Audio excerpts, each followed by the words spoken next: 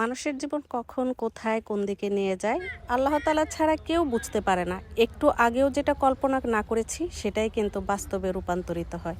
যেটা কখনো চিন্তা করিনি সেটাই কিন্তু হয়ে যায়। এই ধরেন না, আমি কি কখনো ভেবেছি যে আমি কুমিল্লা যাব, কুমিল্লা থেকে নোয়াখালী আসতে পারবো? তাই তো বলি, সৃষ্টিকর্তা কখন কাকে কোন দিকে নিয়ে যাবে এটা খুনাক্ষরে কেউ টের পাবে না।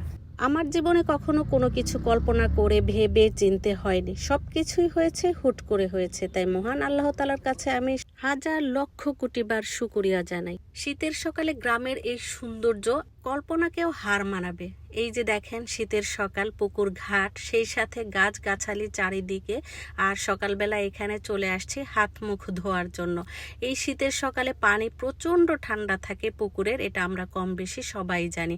আর এই পুকুরের পানি দিয়ে আমরা যাদের বাসায় এসেছি, মানে আমার হাজব্যান্ডের ফ্রেন্ডের বাসায়, তারা কিন্তু এই পুকুরের পানি দিয়ে কাজকর্ম করে থাকে।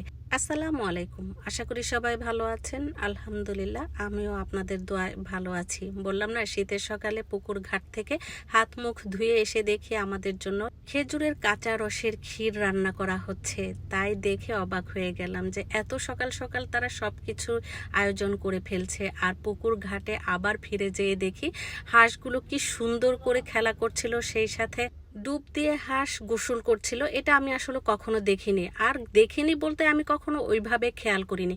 কিন্তু আজকে ভিডিও করতে যেয়ে দেখি যে হাঁস অনেকক্ষণ যাবত ডুব দিয়ে থাকতে পারে। আপনারা কে কে খেয়াল করেছেন হাঁস এভাবে ডুব দিয়ে যে থাকতে পারে? হয়তো অনেকে জানেন, কিন্তু আমি জানি না।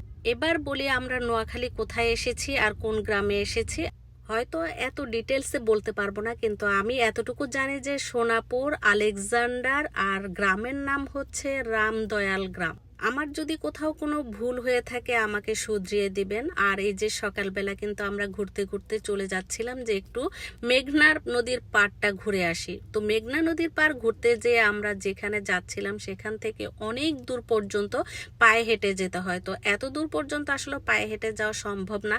তাই গ্রাম বাংলার এই প্রকৃতি, এই সৌন্দর্য দেখে সেখান থেকে ফিরে আসলাম। আর ভাবলাম যে আমরা বিকেলে খাওয়া দাওয়া করে তারপর আমরা গাড়ি দিয়ে চলে যাব সে মেঘনা নদীর পার।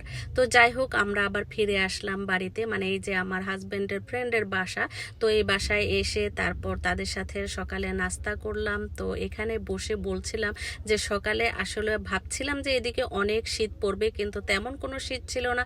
তো যাই হোক, আমাদের জন্য এদিকে খাবার দাবার রেডি, মানে সকালের নাস্তা রেডি।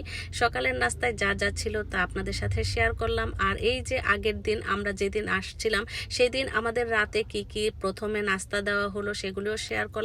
তারপরে যে হাঁসের মাংস আর চালের রুটি আমাদেরকে খাওয়ানো হলো রাতের ডিনার। তো যাই হোক, এই ছিল আমার ছোট্ট একটি ব্লগ। নেক্সট ব্লগ দেখার আমন্ত্রণ জানিয়ে আজকের মতো বিদায় নিলাম।